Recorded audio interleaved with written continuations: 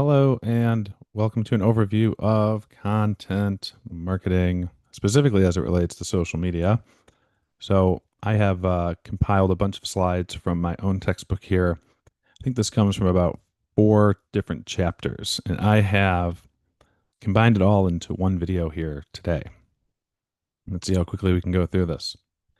So, content marketing, just to begin, I think everybody's heard the term before, and it's something that really the actual term was coined in the early 2000s, and but content marketing as an action, as an activity, has been around forever.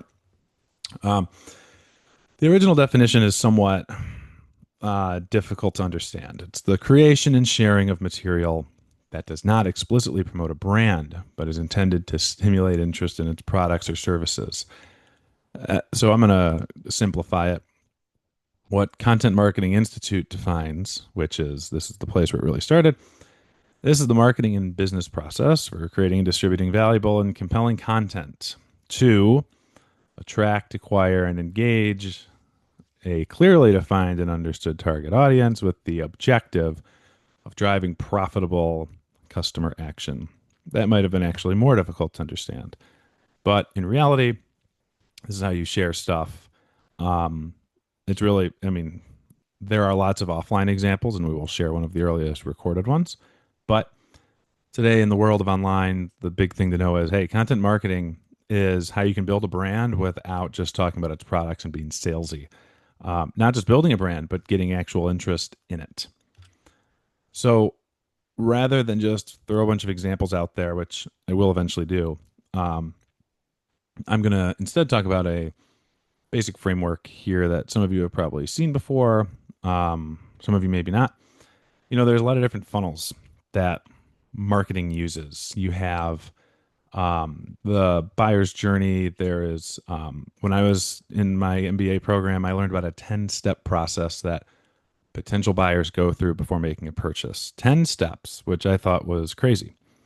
I've also seen the 3-step process, which is just you learn about a brand, you consider it, and then you buy it at the end. I think there's a little bit more nuance to it than that. So I have kind of settled on the AIDA funnel. That is attention or awareness, interest, then you have desire or demand, action. The point of content, especially in the world of social media, is to move people through that funnel. Now, throughout these last couple of videos that I've created, I have made it clearly known that organic social media, for the most part, is not going to lead to sales. Very little of it will. Sales is really the action step. So what we're going to really talk about, focus on, are the first 3 steps. When you're thinking about it, too, I'm gonna go over the 4 phases here in the pyramid, in the inverted pyramid. But you want to think about how you're moving people into a phase. I think my big mistake earlier years ago was I would look at it as just the funnel and just okay, so and so is here, so and so is in the awareness stage or attention stage, so and so is in the demand stage. But really, social media and content marketing works on moving people through the funnel, not just oh they are here. It's not a static statement. It is a process. It's a moving process. Here's what it looks like. You got attention at the top. That's literally everybody that's ever heard about your brand, and it goes all the way down to action. And when you're in the action stage, that is when you are actually making the purchase. If you look at the little key here with the different heads, you have potential customers and non-potential customers, and you'll see the number of dark shirt non-potential customers that decreases the percentage. When you get down to action, desire, and you look at 2, there's 3. So this is the people in between each one. When you go from desire to action, there are still, that's not everybody, but it's like you're at a pretty good, you have a pretty good closing rate at that point. When I also look at these in the idea of, I'm looking at social media, really, we are really most of the time dealing with starting at least in the attention stage. If we're not starting in the attention stage, we're moving people into it. So if we're moving people into the attention stage and we look back at an old social media post here from MailChimp from years ago. The idea here is you're just trying to get people to learn about a brand for the first time. MailChimp is a bad example. That's a pretty popular email marketing platform. Doesn't really have any brand promotion. It's supposed to be more positive. Again, there's other ways to get interest. Sure, lots of company, advertising, for example, you get people into the attention stage about talking about the brand, going for a sale. And really, content marketing is not about that. It's not about that life. With MailChimp, this post was all about nothing about email marketing whatsoever. Obviously, if you clicked on the link and you read the article about this guy who did bike manufacturing, he probably used MailChimp at some point. When you moved from attention into the interest stage, this is a really old slide that I created years ago. This is where you have tangible like data. This is where somebody actually is signaling to you that they are interested. That is where they might subscribe to an email list. They might follow you on social media. They might fill out a form to download a report like what Hootsuite used to do all the time, and they still do. Whatever it is something where you, the brand, can see that the person, you know that that person has interest. Awareness, retention, that's just like that's extremely hard to measure. You're really looking more about the interests. Interest is where okay, I have people that at least have enough of an interest to follow the brand. That doesn't mean they're going to be customers. And I would actually argue less than 50%, especially in the social media world, are actually looking to be customers. But it's interesting enough because you have people's information, you have a way to contact them. Now, when you go from interest to desire, this is where people are starting to show an actual want for the product or the service. This is where people want it. And I use a Facebook example from a couple years ago from a brewery out by me here in the burbs of Detroit, where they put up a Facebook post talking about a new release. And it was all offline. You couldn't buy, you still can't buy beer online. But all they had to do is put this post up here. And that drove desire. That's where people wanted. They put out a post. It was for their followers. People usually would follow this brewery for the new releases, for the new stuff that they were doing in the brewery industry. And they put this post up with the idea of stimulating demand. By the time I got to the brewery, about 3 days after this went out, they were out. So they didn't only drive demand, they drove action. Again, desire, demand, I use that interchangeably, along with attention and awareness. Desire to action is where you go for the sale. And on social media, again, this is harder, but this is also where you it's actually easier now because most platforms have an e-commerce capability. TikTok has the TikTok shop, Instagram has the Instagram store, Facebook, same thing, also the marketplace. Twitter and LinkedIn, or Twitter and X and Threads and LinkedIn, not as much, but I don't think we're too far away from that. So yeah, desire to actions where you're going for the sale. And this is where you would either, if you're selling products within the app, that's where you would push for that. Or on the flip side, you might have a link to your store. Or, you could also argue, I wouldn't say that the kickstand post counts as desire because this is brand new. The idea with this is that you are moving people from the stage where they already want it to the stage where they can get it. Most social media posts probably aren't going to do this. This would be the way I would look at it is if there's like a buildup. Say you have a contest and there's a big new product line coming out, and you're like, oh, follow and follow and retweet to be entered into a promotion, and then you have the winner, and then all of a sudden you're like, all right, oh, by the way, now everyone else can get it. Right? You're building up momentum, you're building desire, where eventually you can promote the actual action and the making the purchase. There is a fine line between moving from interest to desire and desire to action.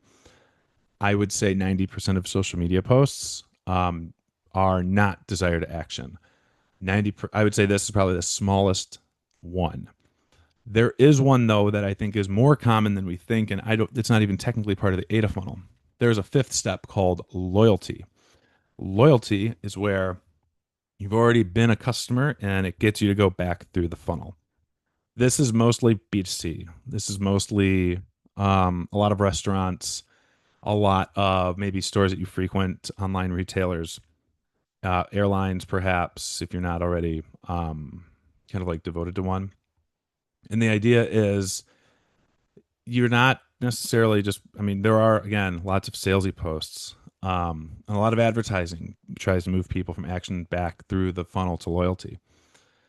But if you assume loyalty is getting somebody to go back and become a customer again, there is a couple ways to do this.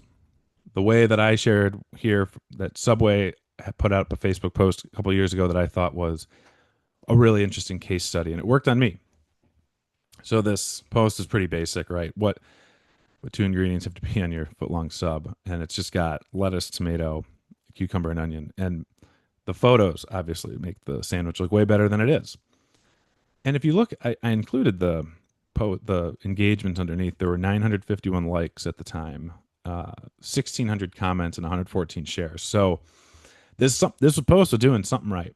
And I think we've all had Subway once at least. Maybe the younger generation isn't as much.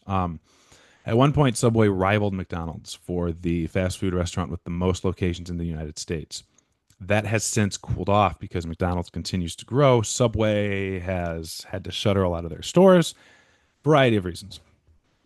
Anyways, I saw this and I didn't pay much mind to it. I looked in the comments and you had all sorts of like fighting between posters. It was pretty shocking. That's Facebook for you. So I saw this. I was at the office and I'm driving home. It's dinner time. There's a corner not far from my house, and there's a Subway on one corner and a Jimmy John's on the other. I hadn't had Subway in years. And what did I do? I ended up going to Subway. And I didn't even think about it until I was already there. And I thought, oh, that post got me. It was subliminal. In no way are they ever going to be able to measure what this post can do in terms of the dollars coming in. But what it does is it puts the brand in the back of your mind where it can fester and grow until eventually it reaches a point where someone like me is driving. I'm hungry. I have not had dinner or lunch. I'm going to stop and get something quick. I would rather stop at a sandwich shop than like a Culver's even or McDonald's. So when faced with the option of Subway or Jimmy John's, I went with the Subway because I had just seen this post. That got me back for loyalty. Again, it had been years since I had Subway. This is a very common type of post that a lot of bit larger brands are going to do. But as I like to share a lot in these videos, most of us are never going to be running social media for a brand like Subway. So most of us will not be doing this. Again, if we have an online store, we can do that. Also with these posts, you can specify what step you're in. You could say like, hey, come on. When like this post assumes that you've had Subway before because of how it's written.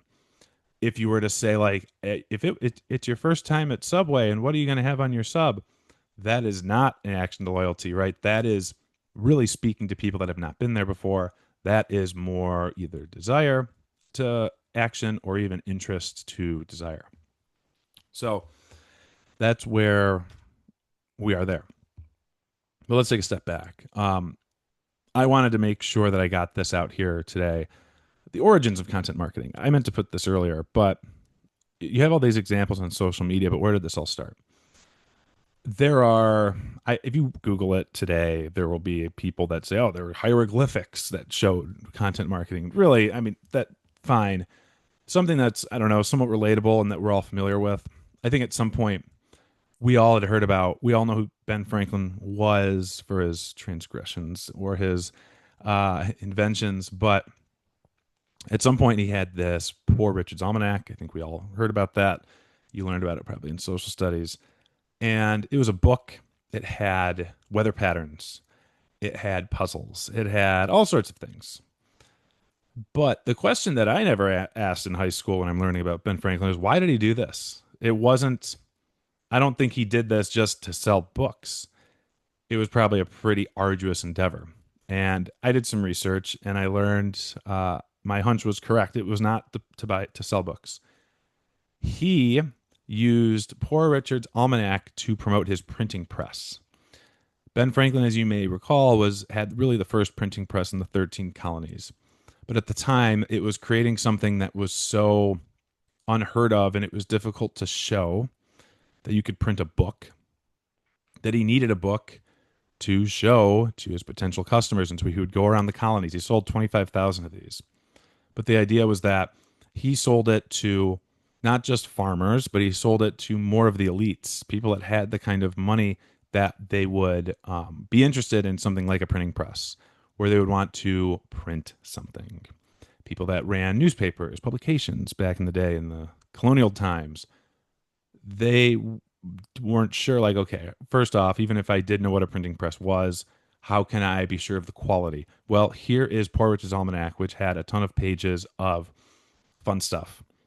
And that was really the impetus for his business to grow. And if you think about Ben Franklin as an entrepreneur, that was really his way of marketing. Get really advertised. You weren't, it's not like he was going to be able to put anything in other newspapers because those were all being printed on other printing presses. So he had his own printing press that he created. He wanted to sell the use for it. He had to print his own stuff. That is really the earliest documentation of this. Now, let's fast forward a little bit. Let's talk about sharing content. Um, Now we're going to talk about how on social media you can share this stuff. Previously, in previous iterations, I would go through these long, drawn out chapters and overviews about how to share all these different types of content. I have since simplified it. One, there were a bunch of different types of content before, including audio content or podcasts. A lot of the feedback I've gotten over the years is that, yes, everybody listens to podcasts and everybody likes them and they have seen the bit like, oh, there's ads now on this, or somebody's doing a read for an ad, or they have a guest. Like, what's the business application for this? And that's a part of content marketing. Unfortunately, the podcast, and yes, podcasts are growing on social media. You see more and more of these clips. There's also a stat that's showing that more and more podcasts are becoming also simulcast, where you see the video on YouTube. Even Spotify is at a point where you now have a video option to watch some of your select podcasts, especially those that are related to or that have an agreement and a contract with Spotify. So all of that being said, though, I have taken it out of this because one, I think it makes up such a small portion of what people who are watching this are actually going to be doing. Two, is it content? Yes. Is it a core tenet of social media content? Probably not. So I'm going to really focus on three types of social media content. You'll notice the one that I do not use, do not talk about is the written content, like a basic post. The reason I do that is because we are at a time where the written social media post is losing its relevance. Yes, you still need keywords. Yes, you still need a hook, but it's more about what accompanies the written content. So I'll talk more about that in a coming video, but for now, we're going to work backwards and we're going to talk about social media posts in terms of what it is that they're sharing. There's three different things. There's external content, which comes in the form of links. There's videos, of course, and then there's visuals like images. All right. So I'm going to talk about sharing external content, not in the way of writing the post, but what the external content needs to be. With social media, especially when you're sharing your own content, your own website's content, you need to be sure to share stuff that's going to resonate with people. Because especially with Google Analytics now, with GA4, we are at a point where it's no longer about just getting a high click through rate, but now we need people to stay on the website for a little bit longer for a brand. A lot of times, I manage somewhere between 10 and 20 different Google Analytics accounts. And for all of them, all of them, traffic from social media has a lower average time engagement time on the site than the site-wide average. That means that the content on the website is not equally as readable, shareable, engaging as what's on social media. And to me, that really shows me that there's a fundamental difference between the content that is being put out there um, on social media and what's on the website. And they're probably different people. If it's the same person, if it's you for both, then you need to make sure that you know that these are aligned. So when you're sharing external content, that external content needs to have be four things. It needs to have readability, it needs to have simplicity, it needs to have relatability and shareability. What do those mean? Well, let's start with readability. This right here is called the Flesch Reading Ease Test. A long time ago, some guy, I think his name was Fleisch, created a way of kind of like understanding the level of at which things are written. I don't remember what that is. It has something to do with like how many words there are, how long the words are. It's actually pretty simple when you look at it broken down. But the way that he looked at it was it's on a 100-point scale. And really, as you can see, like the closer you get to 100, the easier it is to read. Um, Sometime for those of us here, you know, if you're looking at this, you're probably a college student or past college. You know, you're like, oh, well, I can understand anything. Sure, you know that anything under 50 is pretty high level, and yeah, that's pretty intense. And there was a time when you were expected to read and write that have that level of reading ease. However, we are now at a time when social media and brevity, being able to scan stuff, that's become just as important, if not more important. So today, we look at something a little bit closer to akin to what a newspaper would write.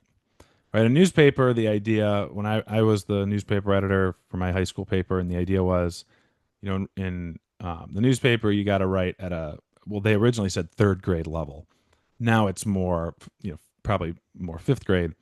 But by that same token, we have this idea of there we need to have as few words as possible, and they need to be as easily understood as possible because you have 3 seconds to capture people's attention.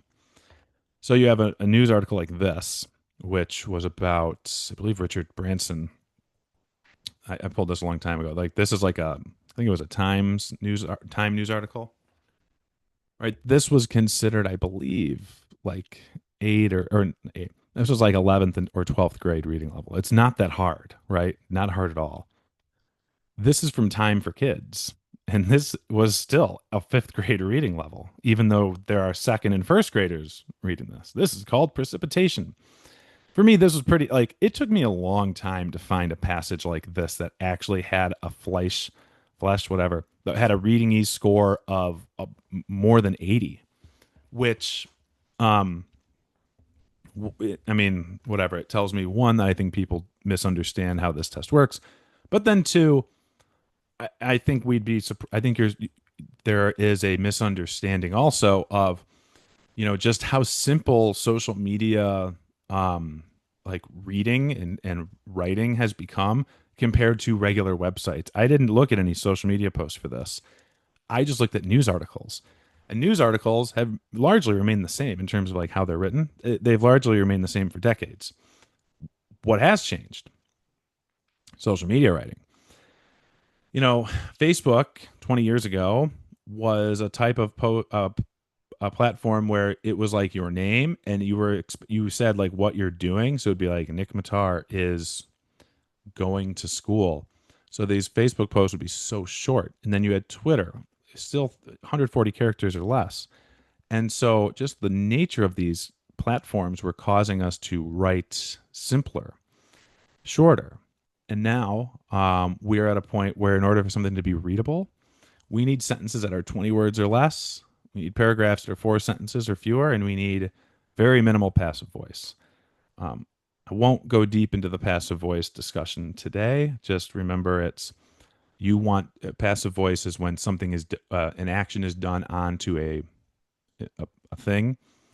So a passive voice would be like um, my let me think like a active voice, which is what you want to use. Active voice is like I closed the door. Passive voice would be like the door was closed by me. Longer sentences, a little bit more wordy. That's pretty much the extent. Simplicity, less is more, shorter, better.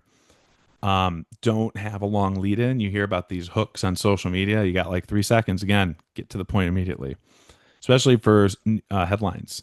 Very fast. It's got to be quick. Relatable. The content that you should share on social media, these external links, like they need to be like engaging. They need to be interesting. A lot of people love top tens, even though they're somewhat reductive and arbitrary. All sorts of controversial positions and how-to guides, infographics, lists, like that's what people want to see because they are short. Here's just some examples of content similar to what I talked about in my last video about just kind of the type of things that you would share on social media for a social media content strategy. Finally, you have shareability. How likely is something going to be shared with others? And then why should somebody care? Like there's got to be some way that it resonates with people. Those are really the four things. Really, I look at shareability and relatability to be more important because this is you want to think about more of the emotional side and more about just the idea of content itself in general and like why people should care. Simplicity is nice, readability is they're all important, but when it comes to external content, people are going to care more about those last two.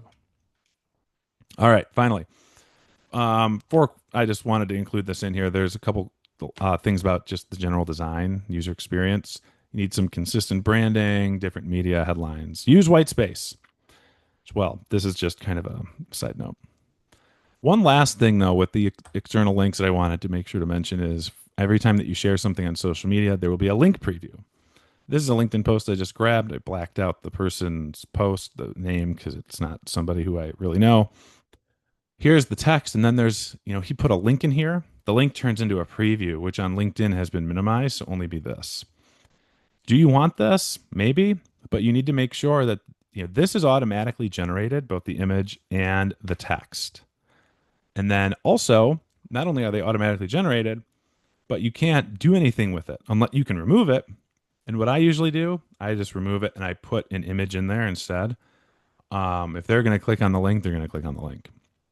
Very few people actually click, and as the link previews are becoming smaller, so too are people's desire to click it and then leave the website, which is again, LinkedIn, Facebook, YouTube. They all want you to stay on their platforms. They don't want you to leave. But this is really important. Keep an eye on that link preview. Okay. Next up, we have sharing videos. Video on social media. Hey, after YouTube, all these different platforms started sharing their own native ways of uploading content. And for me, really, it's clearly become that you need to just share your stuff natively on social media. In order, really, a native video is something that gets uploaded directly to a platform. You can also do it on YouTube. Sometimes I go for both, but then also you want to think about the differences between them. Now, when I think about a video too, YouTube is good long term. Social media platforms are good short term. If you have a choice, and you're going to share, and you're going to be talking about something on social media, you may as well just put the video there. Don't put a link to YouTube. That's going to be a recipe for disaster. Very, very few impressions, and also it doesn't appear, right? There's nothing that stops the scroll when you have a link to YouTube. Now, as a marketing tool, video is pretty critical. 88% of marketers believe video gives good ROI. And I was shocked by this. 40% of businesses think it's their most successful marketing tool. Really interesting. Now, from a technical perspective, I won't go through all of these things. Um, you're welcome to look more at these slides closely to understand how it works. But hey, videos are created by pixels. HD starts at 480 pixels, and it goes from there. This is where you get a little bit more interesting, right? 4K is the common, like most high def version, I guess. Standard though, 16:9 video, that is 1920 by 1080. That has become the standard for widescreen format. That's 16:9. Standard def is where you see like 640 by 360, things like that. Um, Technically, you do have that 16:9. Again, it's by like units. Like if you were to, what's the word? Reduce the fraction down, you'd get down to 16:9, which is 16 across, um, 9 wide. But also think about on TikTok, it flips, it's sideways. That's 9 by 16. That is the vertical video. That has become more of the norm. This is YouTube Shorts. This is Instagram, everything on Instagram, Instagram Reels. There are Instagram videos that are still widescreen, but those just don't hit the same. It's more about you don't have to turn your phone anymore. Some of that general video still exists. And I don't know why this says 4.5. This should have been 4.3. Um, or I guess it's 4.5 because you look at 916, 9 across, 16 tall, right? 4 across, 5 tall. Um, which I believe is what this is here, which is not normal, right? 4.3 is standard def. That's almost square. 916, that will fill up your phone. Um, that's the norm for all your short form videos. Two types of video as well. There's pre-recorded and live. If you want to check out an example, there's this video. I won't play it here. Um, Big advantage here, you can edit it. It's available on demand, higher quality, obviously. Longer shelf life usually too. It can be evergreen. Live video, obviously you know what the downside is. At a big advantage for live stream video, other than just being there and you see it on like an Instagram story or something, it's the talent spontaneity. You have an option. You have an opportunity for greater conversation to come out of it, and it can be a little bit more compelling, especially for brands. YouTube, big fan. Yes, it's considered social media. It's the number one website for impacting consumer purchasing decisions.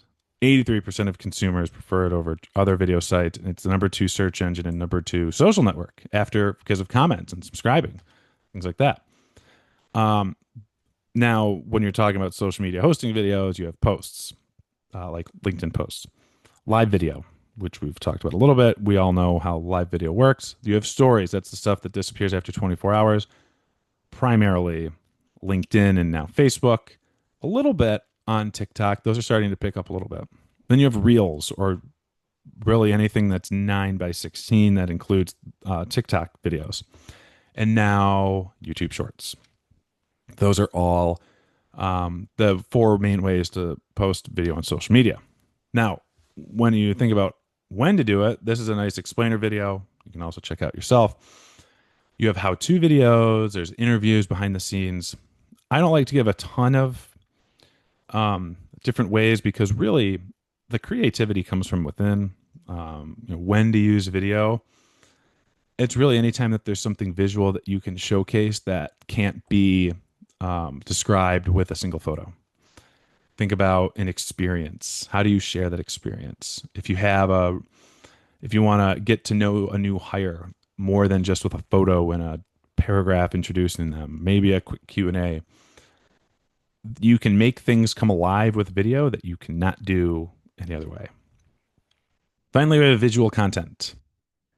Here's an old ad from a magazine, 70 years ago about, and this God knows what was in this shampoo back when they promoted it, but hey, more people learn best through images than other senses. Everybody claims to be a visual learner. A study back from the 80s said that, was it in the 80s? Yeah, I think it was in the 80s that more than 80% of people claim to be visual learners. That study, I don't think has actually been properly redone because when I was researching this chapter for my book specifically, I spent a lot of time looking for some updated data and I could not find anything. Everybody kept going back to the original one. And you really go down a rabbit hole when you're looking for how a data point originally was formed. The other example that I like to share about that is, there's the idea that it takes 7 touch points with a brand before you make a purchasing decision. That originated in 1925, so probably isn't the same today. But yeah, some great numbers here about the importance of visuals. What are some examples of visuals? There's photos. There's comic strips, things like this. There's graphics. Remember Clubhouse from back during early COVID? There's memes, lots of memes. There's new ones all the time. There's GIFs. This is the most businessy GIF I could find without getting weird. And then there's data visualizations. These have really taken off over the last couple of years. And then we have AI generated images. This is Goldilocks and the Three Bears, the porridges, right? Too hot, too cold, just right. Created this with one prompt. And then you have other content forms that are not just straightforward visuals, presentations like a PowerPoint, screenshots off a computer screen, of course. Then you have carousels and infographics. Carousels have become really big on Instagram and LinkedIn because it's a series of images with a basic design. These are just 2 carousel slides from one that I published a little while ago, a couple weeks ago. They drive more engagements because with every slide on the carousel that you see, that counts as another engagement. It keeps people engaged for longer, and you can share more content that is engaging and resonates with the end user. The same thing goes for presentations. They're just not quite formatted the same way. Then you have infographics like this. The classic Facebook versus Google, there's a visual component. There's iconography. There is text. And yet there's some of this you can't read, but a lot of it you can. And this is not something that generally gets shared a ton on social media in an entirety like this, but it's something to share either via an external link or you can share this in blocks. So last couple slides here. One, hey, visuals perform better across the board. Facebook-wise, Facebook posts with images get 2.3 times more engagements.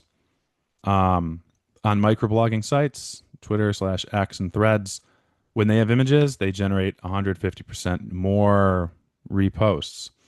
And on LinkedIn, it's been especially, this is more recent. In terms of LinkedIn posts, just a visual rather than a video or even a like external link or anything. LinkedIn posts with visuals see the highest engagement rates among all types on the platform, which is pretty powerful stuff. LinkedIn itself likes to say that videos are the key to success, but a lot of algorithm studiers, experimenters have shown that, hey, visuals on their own are the best performing type. Last slide, though, I did want to mention AI images, kind of like the Goldilocks one. I'll be talking about this more at a later time. But yes, you can use AI images. But when you do as a brand, one, you want to go through the proper steps, obviously, internally, making sure that it's above board. But also, if you're going to do so, don't just do so as a one-off. This needs to be more of a strategic move. It needs to be something where, all right, rather than using stock images or poorly taken photos at events of the back of people's heads, I'm going to transition to AI images to accompany our posts. You want to find an AI style that will work with the brand, that resonates with the brand feeling, and you want to stick with it moving forward.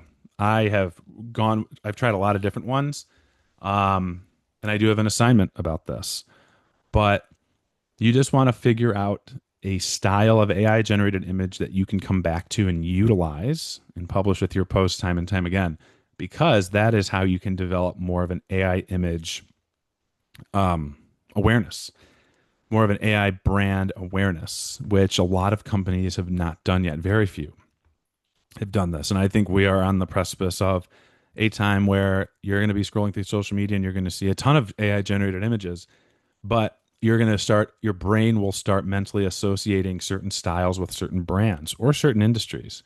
I don't think we're far away from that. And I think companies need to start doing that already if they haven't, because that is how you get ahead. That is how you build brand awareness. And that is how you take content like visuals and take them from an afterthought to being a core tenet of building your brand. So that's all that I have for today. And yeah, I know this was a longer one, but we got through about 4 chapters of content in 40 minutes. So for questions, feel free to reach out, and I will see you next time.